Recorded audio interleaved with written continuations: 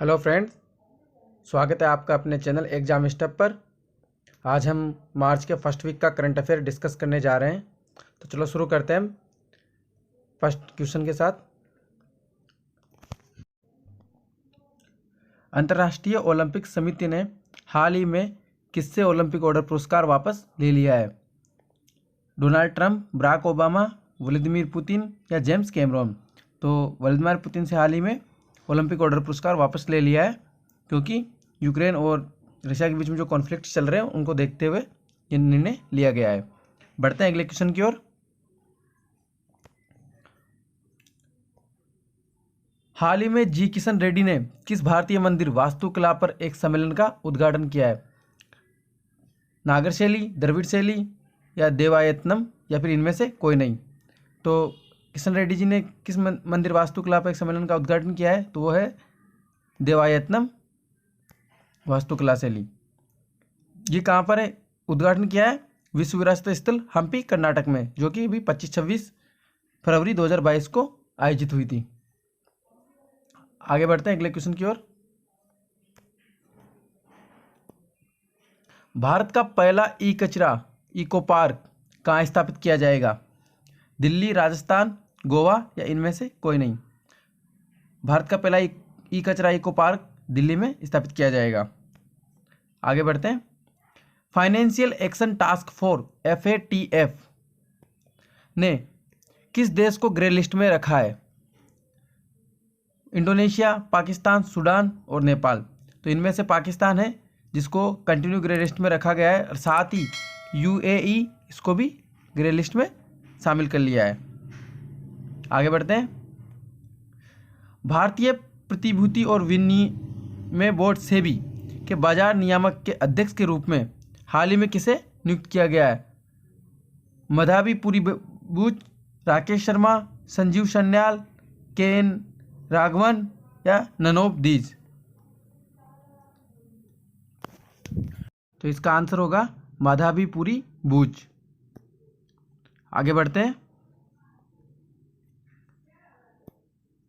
रूस यूक्रेन युद्ध में नष्ट हुआ दुनिया का सबसे बड़ा विमान ये किस देश का है? यूक्रेन, कनाडा, रूस या फ्रांस? हाल ही में ये विमान नष्ट कर दिया गया है रूस के द्वारा। ये कहाँ का है? ये यूक्रेन का है। इसका क्या नाम है? यह है मिरिया। वैसे तो ये रूस का ही है, लेकिन 1991 में जब USSR का विघटन हुआ तो ये यूक्रेन के पास रह गया। तो इसकी क्या खूबियाँ थी? ये 84 मीटर लंबा, दुनिया में अपनी तरह का एक इकलौता एयरक्राफ्ट था। साथ ही इसके नाम 124 वर्ल्ड रिकॉर्ड और 214 नेशनल रिकॉर्ड भी शामिल थे। ये 250 टन कार्गो को 850 किलोमीटर प्रति घंटा की रफ्तार से लेकर उड़ान भर सकता था, और सोवियत एरोनॉटिकल प्रोग्राम के तहत बनाए गए इस विमान ने 1988 में पहली उड़ान भरी थी। चलो आगे बढ़ते हैं, अगले क्वेश्चन को देखते हैं। यूनियन बैंक ऑफ इंडिया का स्थापना वर्ष क्या है? ये 1990, एग्जैक्ट डेट की बात करें तो 11 नवंबर 1990। और इसका हेडक्वार्टर कहाँ पर है? वो है मुंबई में। ये क्यों चर्चा में रहा? हाल ही में union MSME minister Narayan Rane ने यूनियन बैंक MSME रुपए क्रेडिट कार्ड को लॉन्च किया है, इसलिए चर्चा में रहा है। आगे हम बात करते हैं नेशनल साइंस डे, जो कि 28 फरवरी को हाल ही में मनाया गया है। ये किन की याद में मनाया जाता है? ये हमारे रमन इफेक्ट की खोज करने के लिए जिन नोबेल प्राइज दिया गया, जिनको 1930 में, वो है सर CV रमन, जिनकी याद में ये सर CV रमन की याद में 28 फरवरी को साइंस डे मनाया जाता है। इनको रमन इफेक्ट के लिए 1930 में नोबेल प्राइज से भी नवाजा गया है। The government of India designated 28 फरवरी as national science day in 1986। ये हम 1986 से ही मनाते आ रहे हैं। अगले क्वेश्चन को देखते हैं। स्टैंडर्ड चार्टर ने एयरलाइन उद्योग के भुगतान प्लेटफॉर्म लॉन्च करने के लिए किसके साथ करार किया है? UPI, RBI, international air transport association या national payments corporation of India? तो है IATA के साथ इसने टाइप किया है। यूरोप, कनाडा किन देशों की एयरलाइंस के लिए अपना हवाई क्षेत्र बंद करेगा? तो यह हाल ही में अनाउंस किया है रशिया के लिए वो अपने हवाई क्षेत्र को बंद करने जा रहे हैं। अगला क्वेश्चन है, किस मंत्रालय ने भाषा सर्टिफिकेट सेल्फी नाम से एक अभियान शुरू किया है? Ministry of tourism, ministry of education, ministry of finance या मिनिस्ट्री ऑफ डिफेंस या इनमें से कोई नहीं? तो वो है मिनिस्ट्री ऑफ एजुकेशन, जिसने भाषा सर्टिफिकेट सेल्फी नाम से एक अभियान शुरू किया है, जो कि भाषा संगम मोबाइल ऐप को बढ़ावा देने के लिए, साथ ही इस अभियान का उद्देश्य सांस्कृतिक विविधता को प्रोत्साहित करने और बहुभाषावाद को बढ़ावा देने के लिए एक भारत श्रेष्ठ भारत के तत्वाधान में मंत्रालय द्वारा लॉन्च किया गया है। वहीं भाषा संगम मोबाइल ऐप को 31 अक्टूबर 2021 को शिक्षा और कौशल विकास मंत्री श्री धर्मेंद्र प्रधान द्वारा भारतीय भाषाओं के प्रचार पर जोर देने के लिए लॉन्च किया गया है। तो आगे बढ़ते हैं, अगले क्वेश्चन को देखते हैं। डिजिटल भुगतान के बुनियादी ढांचे को बढ़ावा देने के लिए SBI पेमेंट्स ने किसके साथ गठबंधन किया है? तो वह है मास्टर कार्ड, जिसके साथ SBI पेमेंट ने हाल ही में गठबंधन किया है। अगला क्वेश्चन देखते हैं। होप आइलैंड, जो कि हाल ही में सुर्खियों में रहा है, ये कहाँ पर है? आंध्र प्रदेश, तेलंगाना, केरल या तमिलनाडु? ये है आपका आंध्र प्रदेश में। देख लेते हैं इसके बारे में कुछ और। आंध्र प्रदेश सरकार ने हाल ही में काकीनाडा बे में स्थित काकीनाडा शहर और होप आइलैंड के बीच एयर कनेक्टिविटी को विकास के लिए एक योजना बनाई है, जिससे आंध्र प्रदेश में गोदावरी एस्चुरी की खूबसूरती को नई दिशा दी जा सकती है। साथ ही होप आइलैंड आंध्र प्रदेश के कोरिंगा वाइल्ड लाइफ सेंचुरी का एक भाग है, ये भी ध्यान रखना। और ये किस लिए जानी जाती है wildlife sanctuary? Olive ridley turtles का भारत में एक सेफ हैबिचुअल या सुरक्षित आवास भी इस सेंचुरी को कहा जाता है। ये सीधा एग्जाम में क्वेश्चन पूछे जा सकते हैं। अगले क्वेश्चन की ओर बढ़ते हैं। हाल ही में भारतीय विज्ञान संस्थान IISc बेंगलुरु ने किस नाम से एक सुपर कंप्यूटर स्थापित किया है? तो आपके ऑप्शन है परम प्रवेग, परम शक्ति, परम अजय या इनमें से कोई नहीं? तो हाल ही में IISc बेंगलुरु ने ये परम प्रवेग सुपर कंप्यूटर बनाया है। इसकी जो स्पीड है वो है 3.3 पेटाफ्लॉप। आगे बढ़ते हैं। भारत में पोलियो के संबंध में निम्नलिखित कथनों पर विचार करें। कथन फर्स्ट, पोलियो राष्ट्रीय टीकाकरण दिवस 2022 NID 27 फरवरी 2022 को पूरे देश में आयोजित किया गया। दूसरा कथन, भारत हर साल पोलियो के लिए एक राष्ट्रव्यापी राष्ट्रीय टीकाकरण दिवस NID और 2 उपराष्ट्रीय टीकाकरण दिवस आयोजित करता है। तो ये दोनों ही कथन सत्य हैं। हाल ही में भारत के केंद्रीय स्वास्थ्य और परिवार कल्याण मंत्री द्वारा 5 साल से कम उम्र के बच्चों को पोलियो की दवा पिलाकर 2022 के लिए राष्ट्रीय पोलियो टीकाकरण अभियान की शुरुआत की है, जो कि हाल ही रविवार यानी 27 फरवरी 2022 को पूरे देश में आयोजित किया गया। आगे बढ़ते हैं, अगला क्वेश्चन देखते हैं। हाल ही में भारत के सबसे ज़्यादा T20 रन बनाने वाले खिलाड़ी कौन बन गए? रोहित शर्मा, विराट कोहली, दिनेश कार्तिक या इनमें से कोई नहीं? तो रोहित शर्मा ने हाल ही में T20 में सबसे ज़्यादा रन बनाने वाले खिलाड़ी का दर्जा प्राप्त किया है। T20 में सबसे ज़्यादा रन बनाने वाले टॉप 3 खिलाड़ी कौन कौन है? रोहित शर्मा, मार्टिन गुप्टिल और विराट कोहली। इंडिया के 2 और एक फॉरेन। चीता के संबंध में निम्नलिखित कथनों पर विचार करें। हाल ही में भारत के कूनो पालपुर नेशनल पार्क के कर्मचारियों को प्रशिक्षण के लिए नामीबिया भेजने पर सहमति बनी है। कथन नंबर 2, 1947 में आखिरी बार देश में चीता देखा गया था। वो वर्ष 1952 में भारत सरकार ने भारतीय चीता को विलुप्त घोषित किया था। तो दोनों कथन ही सत्य हैं। हाल ही में नामीबिया ने भारत को चीता देने की सैद्धांतिक सहमति दे दी है और दोनों देशों के बीच चीता लाने को लेकर एक अनुबंध भी किया गया है, जिसका पहले चरण में 14 से 18 चीता लाए जाएंगे, जो कि कहाँ पे लाए जाएंगे? मध्य प्रदेश के कूनो पालनपुर नेशनल पार्क में इन्हें लाया जाएगा। 1947 में आखिरी बार देश में चीता देखा गया था, वह 1952 में भारत सरकार ने इसे विलुप्त घोषित कर दिया था। अगले क्वेश्चन की ओर बढ़ते हैं। भारत मार्च में किस बहुराष्ट्र अभ्यास में भाग लेगा? तो वह है cobra warrior. I have heads to the UK for X cobra warrior 22 indigenous. इसके अंदर तेजस भी हिस्सा ले रहा है, मल्टीनेशनल एक्सरसाइज है ये। आगे बढ़ते हैं। यूएससीसी अंतर्राष्ट्रीय बौद्धिक संपदा सूचकांक में भारत किस स्थान पर रहा? तो भारत इसमें 43 प्लेस पे रहा है। कितने अंकों के साथ? 38.64% के साथ भारत इसमें 43 स्थान पर रहा है। आगे हम अगले क्वेश्चन को देखते हैं। हाल ही में किस देश को अपनी सेना को निधि देने के लिए एनएफटी जारी करना है? एनएफटी क्या होता है? Non fungible token. France, Poland, Ukraine या उत्तर कोरिया? ये यूक्रेन ने बोला है अपनी सेना को फंडिंग करने के लिए एनएफटी के जरिए। अगला क्वेश्चन। हाल ही में किस राज्य के उच्च न्यायालय ने सरकारी स्कूल के विद्यार्थियों को मेडिकल कोर्स में 7.5% आरक्षण देने पर फैसला किया है? राजस्थान, गुजरात, गुवाहाटी या मद्रास के? तो किस राज्य के उच्च न्यायालय ने यह आदेश दिया है? वो है मद्रास। आगे बढ़ते हैं, अगले क्वेश्चन को देखते हैं। जोपोरिजज्या परमाणु ऊर्जा संयंत्र जो सुर्खियों में है, कहाँ पर स्थित है? जापान, रूस, यूक्रेन या बेलारूस? तो ये यूक्रेन में स्थित है, जिस पर हाल ही पे रशिया ने बॉम्बिंग की है।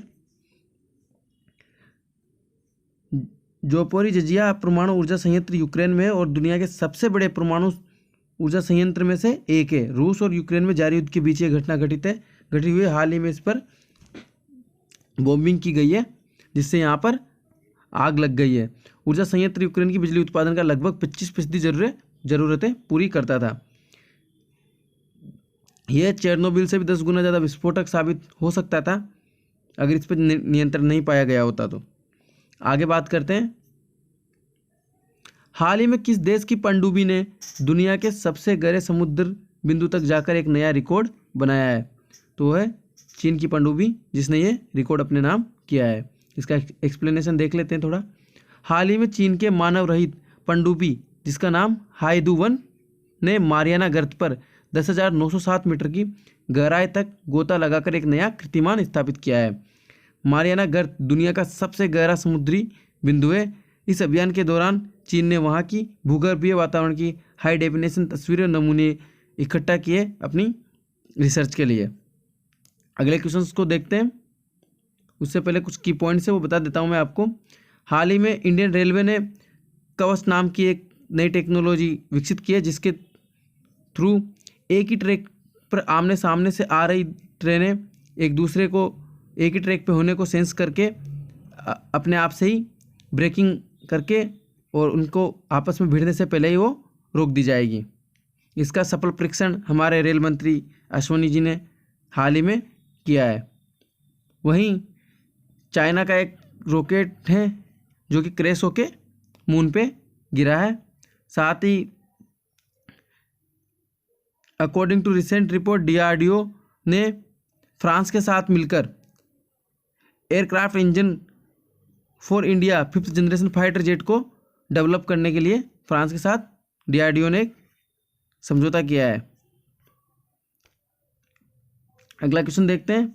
हाल ही में कौन सी राज्य सरकार ट्रांसजेंडर समुदाय के लिए आवश्यक सहायता प्रदान करेगी? उड़ीसा, तेलंगाना, राजस्थान, उत्तर प्रदेश?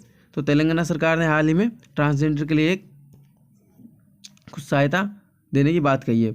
हाल ही में निम्नलिखित में से कौन सीआईएसएफ के 53वें स्थापना दिवस समारोह में शामिल हुए? नरेंद्र मोदी, अमित शाह, राजनाथ सिंह, अनुराग ठाकुर? तो अमित शाह जी सीआईएसएफ के स्थापना दिवस में शामिल हुए थे।